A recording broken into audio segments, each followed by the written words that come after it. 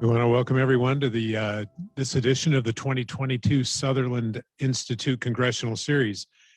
We host this annual event to provide you, the voters, the opportunity to hear from those that you elect. And for a complete schedule of the events during the month of August, you can go to sutherlandinstitute.org.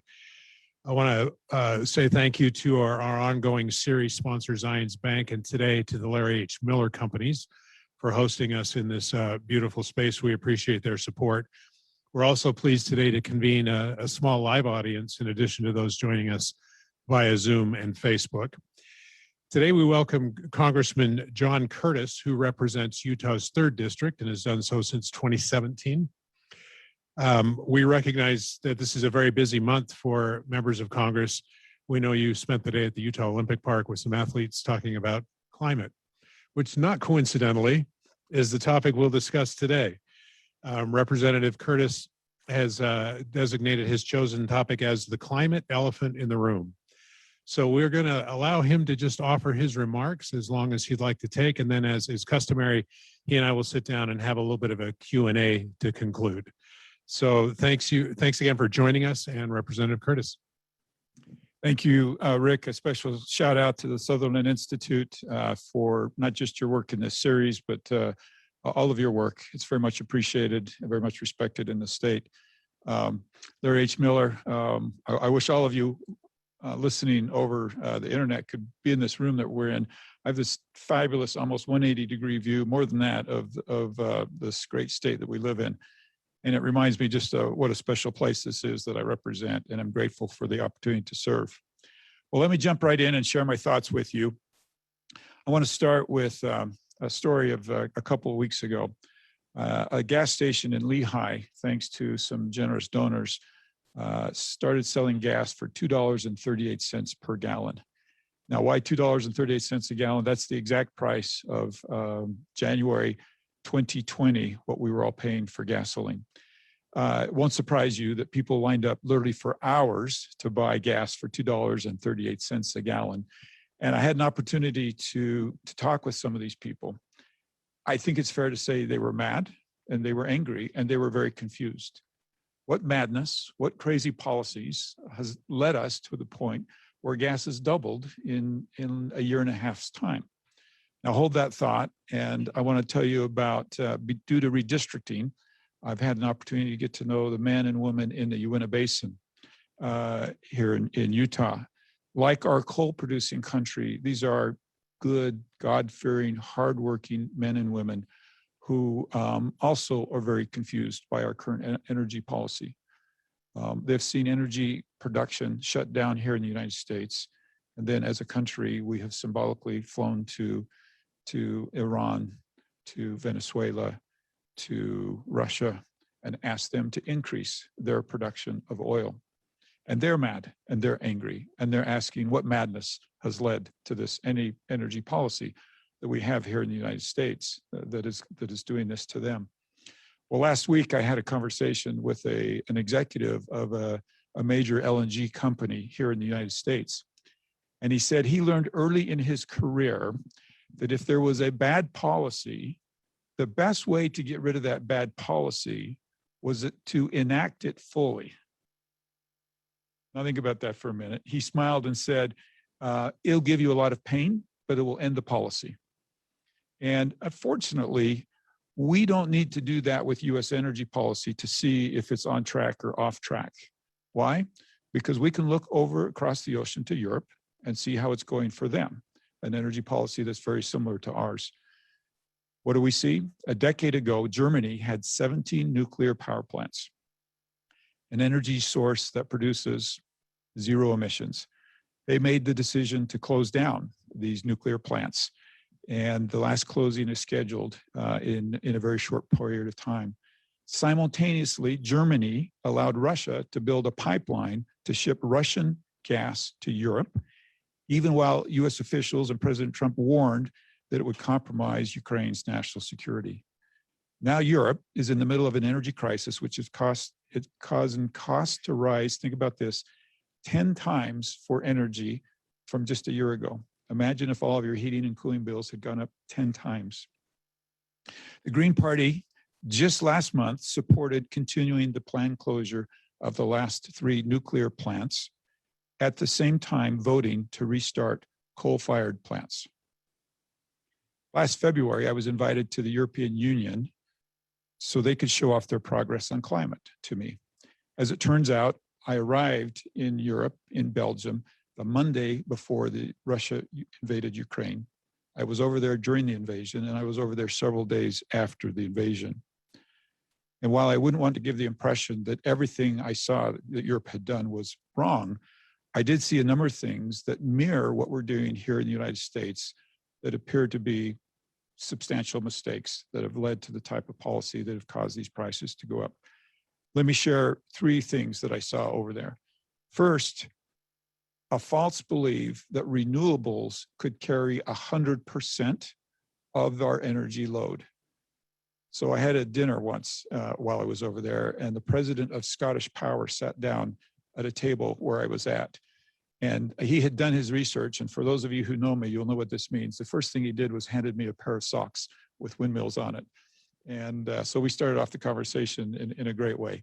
And then he made a claim to me. He said, you know, we're 100% renewable. I said, that's astounding. How did you do that? And he said, we have so much wind, we don't know what to do with all of our wind. And so we power our country with wind. And then I said very innocently, I said, what do you do when the wind doesn't blow?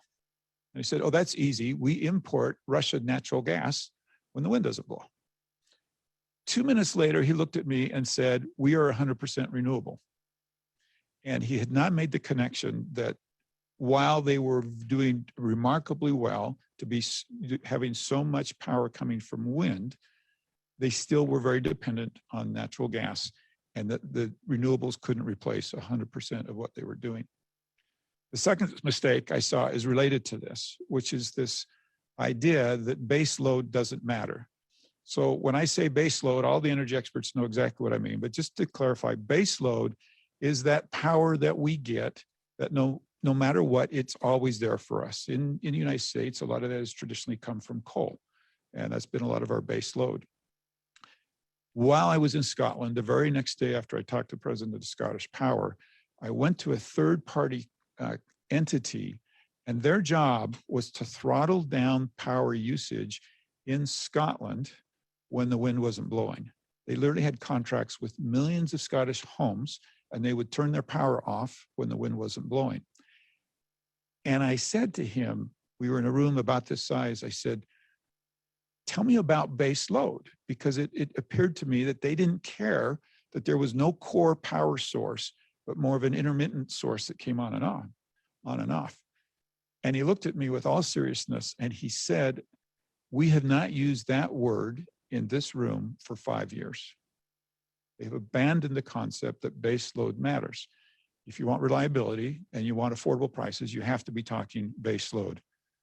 The third thing that I saw over there that was problematic, that is similar to the trajectory we're on here in the United States, is what I would call a demonization of nuclear.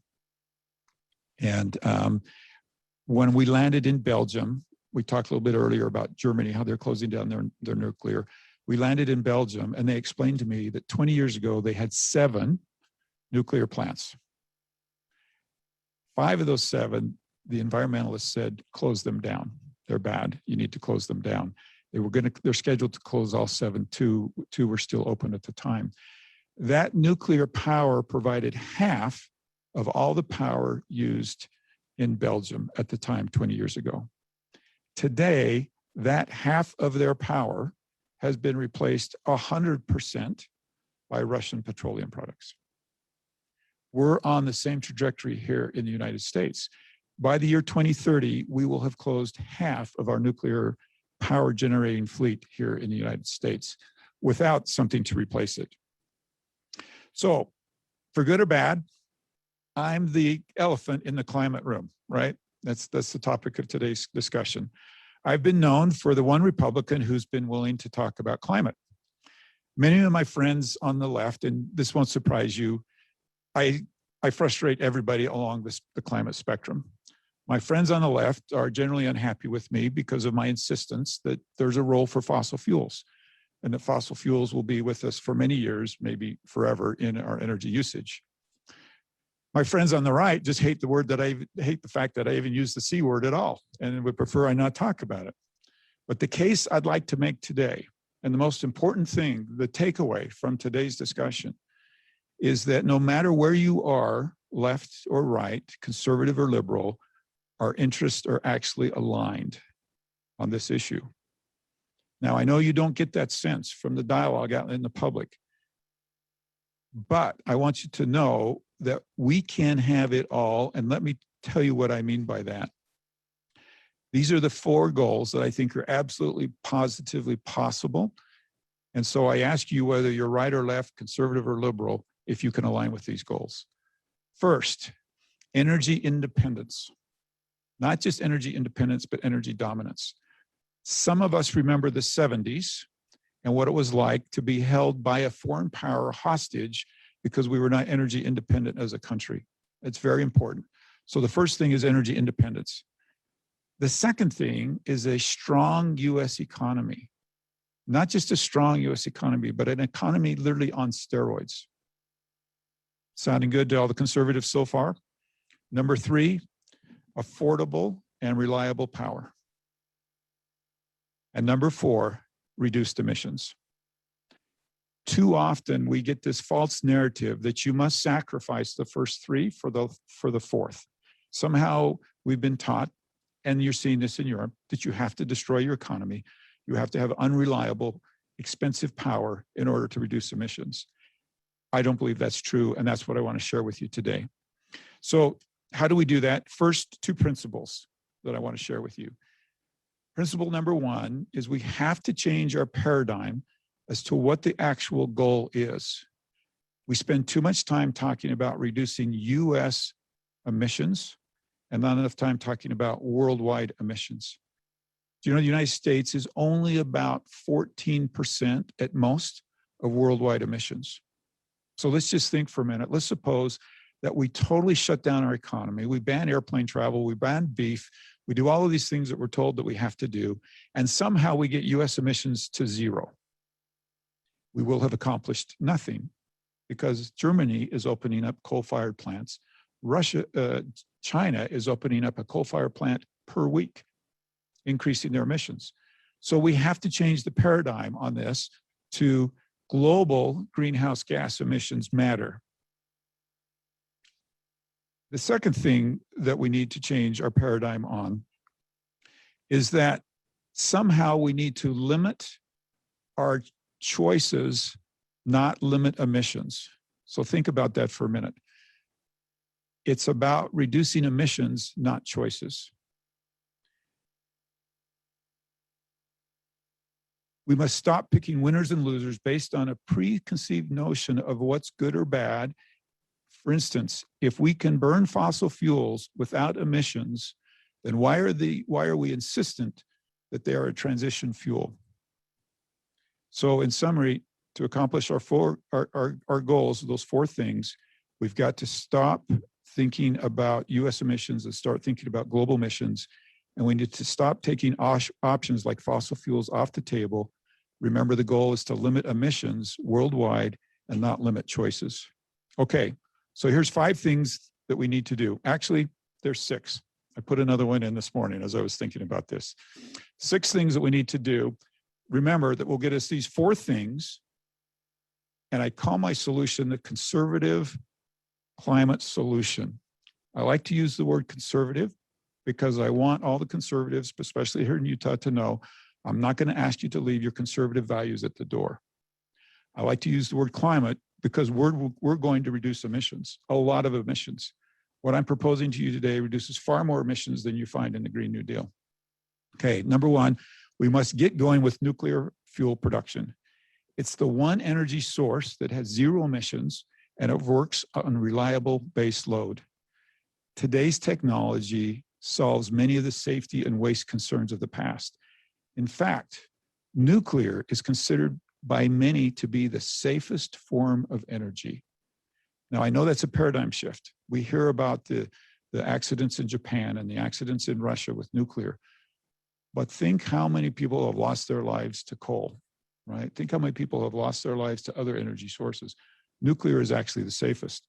There are those who think we can get our nuclear waste to actually zero. Do you know there's medical isotopes in nuclear waste that can be used for many different things? In the last few weeks, Japan, South Korea, Turkey, and Russia have all announced new commitments to nuclear. I don't care how you slice it. There's no way to get to an emissions-free future without nuclear being a substantial part of it. You would probably all be pleased to know, maybe you already know, that Utah is actually leading on this. We have an organization called UAMPS. It's a conglomeration of cities who was partly permitted on a small nuclear reactor to be built in Wyoming, but used the power used here in Utah. And Rocky Mountain Power is leading out with a state-of-the-art technology nuclear plant to be built. One of the problems is it takes so long to permit these and get them going. And if our goal is to reduce dramatic emissions quickly, we have to move quicker. Okay, number 2, we must solve the storage problem for renewables. So conservatives aren't really against renewables. They just don't think it's the only answer, that it must be a part of the answer. But right now, renewables have a fatal flaw, and that is storage. We just are not using renewables to their full capacity because of this issue called storage. The more we are able to perfect storage, the more renewables be part of our future. Okay, number 3, the hard one. We must come to terms with fossil fuels being part of our future. Here are some important facts. Billions of dollars have been spent on carbon sequestration technology. Now, if you're not familiar with that, carbon sequestration captures all the carbon emitted when we burn fossil fuels. Fossil fuels can be burned without emissions, escaping into the atmosphere. Several months ago, I visited a natural gas plant that was closed loop. What do I mean by closed loop? Nothing came out of that plant. It was all captured. All that CO2 was captured and used. The same thing that we said about carbon sequestration, the only criticism of carbon sequestration is that it's expensive. But remember, we said that about solar years ago when we were able to perfect that and bring solar down to be now one of the cheapest costs. There are 800 million people today without electricity. So think about that. 800 million people who are burning wood and dung to cook and keep themselves warm. We can't get to a world where those people are having the same advantages that we have without fossil fuels playing a role in that. The energy demands are growing at a pace for which we cannot keep up. Fossil fuels must be a part of that. How do we do that? We perfect carbon sequestration. Now, here's another important fact about fossil fuels. Do you know that US natural gas burns 40% cleaner than Russian natural gas? So wrap your minds around that for just a minute. Europe, China, India is all burning Russian natural gas. US natural gas is 40% cleaner. Do the math. Replace Russian natural gas with US natural gas, and you reduce more greenhouse gas emissions than the entire Green New Deal, just with that one concept. What does that do for the US economy? What does that do for energy independence? What does that do for all of those 4 things that we said were important? So why are we not putting US natural gas as a priority in fixing our climate problem instead of a villain, right? It can actually be part of the solution. Our good folks in the Uinta Basin do not have to be put out of business, right? We produce every form of fossil fuel cleaner here in the United States than anywhere in the world.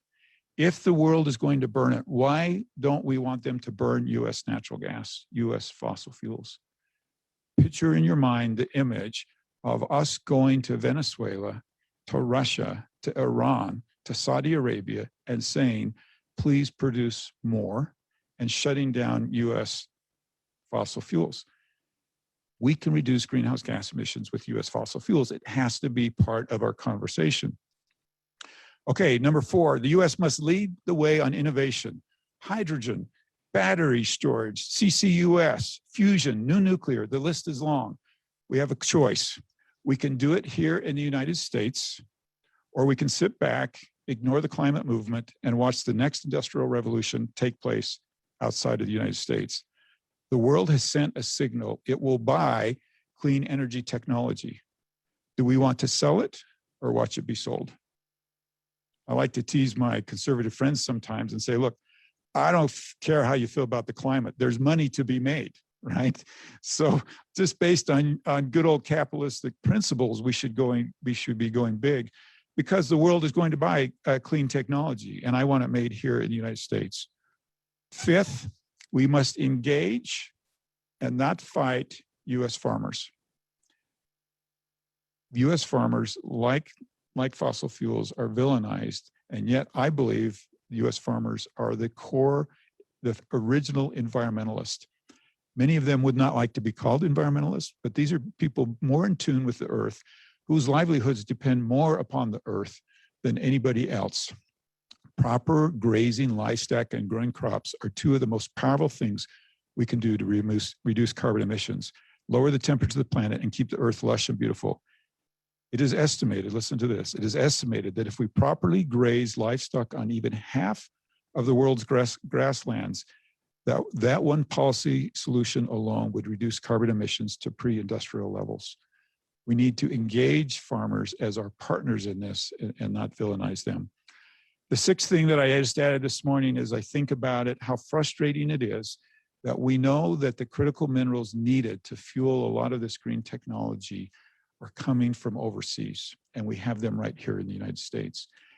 There's something in our heads that says it's okay to use child labor in a country far away, destroy the earth with no emissions controls, and mine these critical minerals, but we're not willing to do it right here in the United States, where we control all of those factors, right? Let's do it here in the United States. Let's do it right. These critical minerals are needed to fuel what we need to fuel moving forward. The sooner we can agree on a path, the sooner we can start implementing the plan. We need permitting reform, proper incentives, and better regulation from government. But right now, we're off track. We have no roadmap.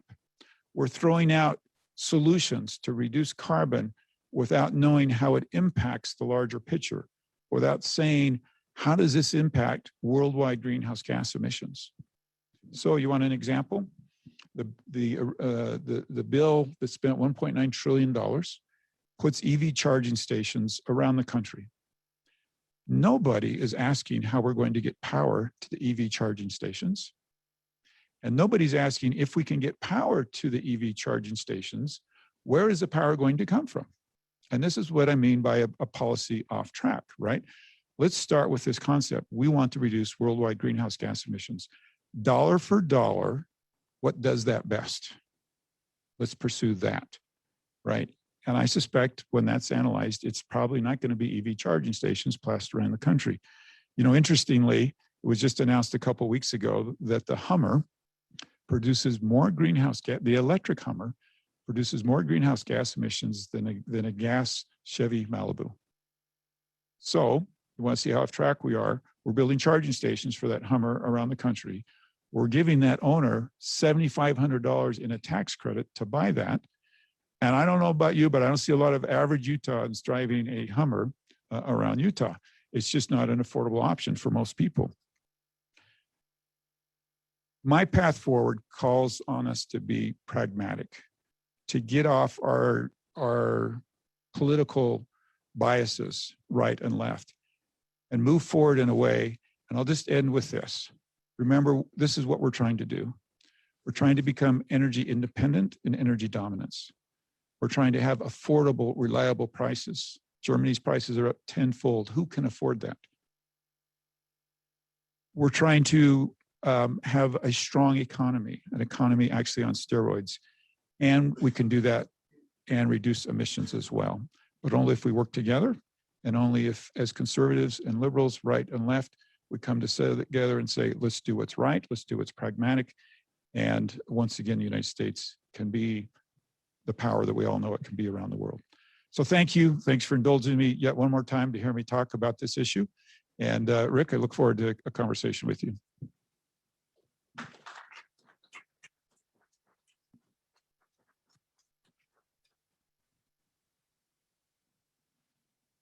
can be a little more comfortable. Is the mic working okay? Thank you. It's so interesting to listen to you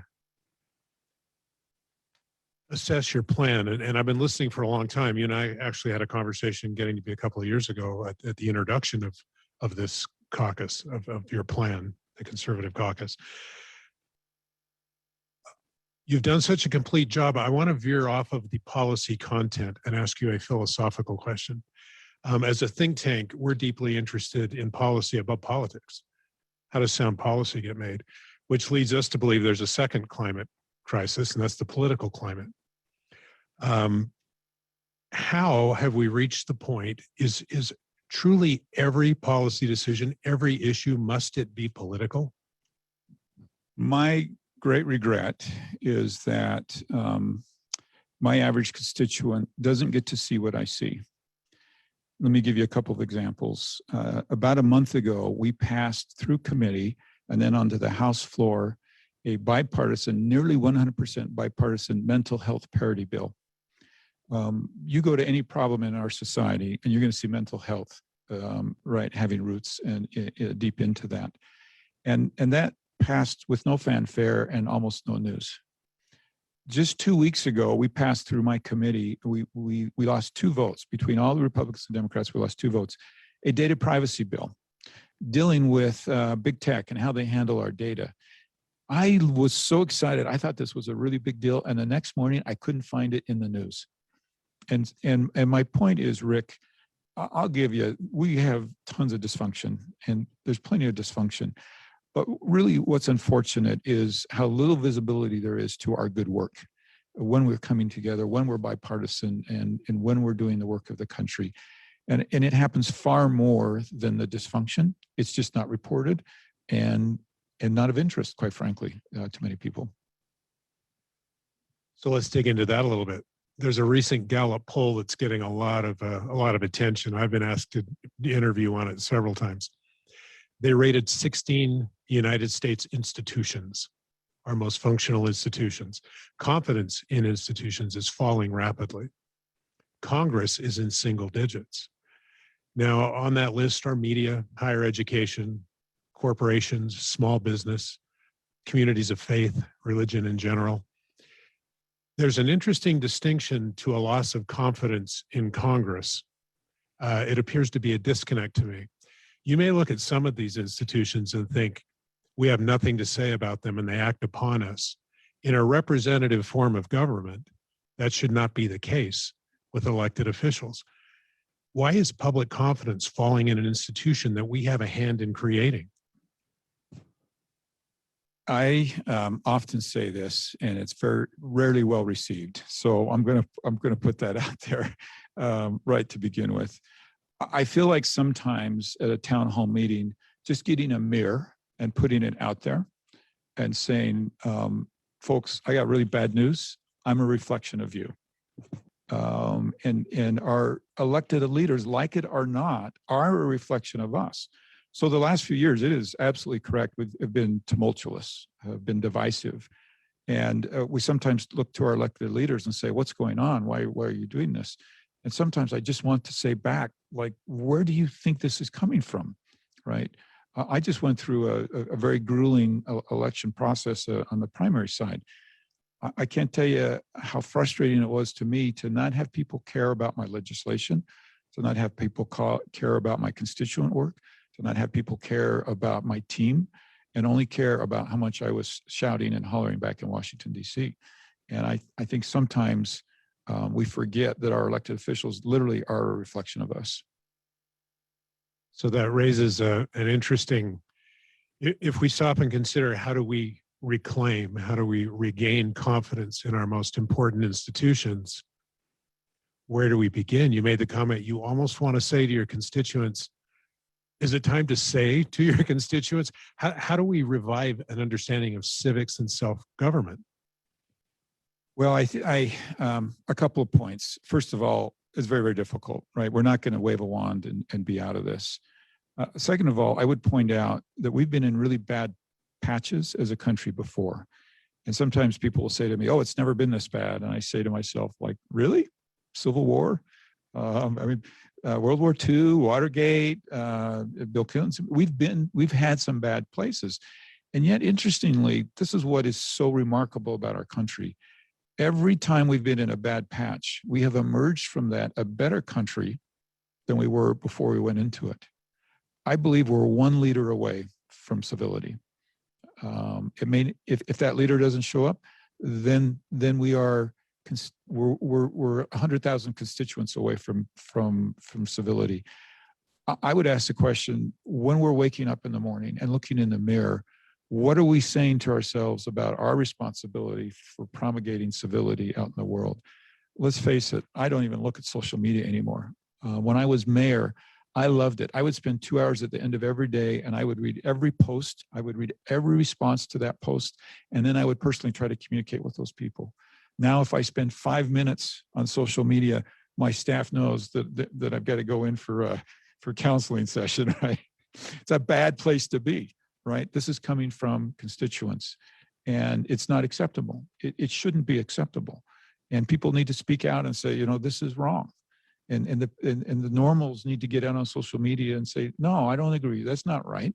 I could put my team laughs at this. I could put a post out that says, I love puppies. And somebody will say, see, I told you how maniacal he was, right? And it's really foundational. I mean, this is social media. The difference between now and these other periods I talked about are two things: social media and a media cycle that's 24/7 that is fueled on opposition. I agree with you on both. In fact, if you view those as institutions, that raises some other interesting questions. So there are social scientists. We quote them all the time, people like Arthur Brooks and Yuval Levin. And if you read their work, you'll find that there are words in our vocabulary that are more commonly used today than they used to be. Tribalism, contempt. Talk a little bit about, because you're in Congress, do you see an escalation of tribalism and contempt? And if you do, is it genuine or is it to earn tweets? I'm asking you as a member of Congress because you have conversations when the cameras aren't running and you're presenting policy ideas around something like climate change, which, a dry lake bed doesn't care if you're a Republican or a Democrat. So there are things that need to be dealt with. Is the tribalism for show, or do we really have a contempt problem? Yes and no. And I'm going to give you some differentiation. When I first went to Washington, it was November 2017. People remember that for tax reform. And I landed at a time when tax reform for Republicans was at the heat of debate. And I would go to all Republican meetings and I would hear some of the most fascinating debates I've ever heard in my life from very intellectually smart people about pros and cons of tax reform, what needed to be changed. In the end, there's only one way tax reform made it through, and that was the team stuck together. And people voted for it, even though they didn't have everything they wanted in it. I view that as a situation that was good. The way that the Congress is set up, it would be near impossible for an individual to go back and accomplish anything if he didn't have a team. Now, likewise, that can take you to some bad places. And when you follow the team, and when the teams go in the wrong direction on the field, where that direction, let's say, is counter to my 800,000 constituents, you have to have somebody that's willing to stand up and say, no, team's going in the wrong place. I'm departing from the team. And you have to have constituents that appreciate that. Last night, we saw a primary where a good friend of mine was eliminated because he voted for impeachment. He went against the team. And this is not a debate about whether or not that was a good vote or a bad vote. It happens more than people actually are willing to admit. And there are a lot of really brave women who go in against the team all day long. But to be honest, it's not very popular usually with constituents. Interesting. Thank you. So lest anyone think you're prepped on all of my questions, I'm about to prove that wrong. I hope this isn't a question you're not prepared for, but you represent people. You've been elected to represent constituents. What do you read? What do you study? What informs your understanding of government that you wish your constituents would read? Is it a book from our past? I mean, let's face it, there's a decline in civic education that is a major focus for Sutherland. But that's a very long-term solution to begin to re-educate generations of young minds on citizenship. Where do we go for the blueprint, how it's supposed to work? I would start with simply studying what makes an effective member of Congress. This is an interesting question, because I want you to know, as much as I want to talk about energy policy and climate today, I toyed and actually started to write a speech about being an effective member of Congress and what makes an effective member of Congress. I'm absolutely convinced that we reward the wrong behavior. I have colleagues who have lost the ability to serve on committees. I have colleagues who have given up submitting legislation, don't even try to submit legislation. But I'll tell you what, they're really good on going out on the steps of the Capitol and screaming and shouting. And they raise more money. They have more TV time than anybody else. And going through this Republican process to get the Republican nomination, I heard over and over again, why can't you be more like them? And my response is, and I'll tell you this, through that whole process, I never once heard the term statesman. And I think that's been lost. We used to want to send statesmen to Washington, D.C. We used to want our elected leaders to be statesmen. And now we want them to be, the head of the riot crowd. Is this a correct data point? You represent one of the youngest, if not the youngest districts in the country? Youngest. The youngest. Yes. In the country. Highest birth rate, youngest. Average age is 27. That's why I look so young. That does keeps you young. I'm saying. They can relate to your youth and vigor. Why everybody just laughed, I'm not quite sure. No, I was laughing politely. I'm with you. I think you're. How does it differ representing a young district?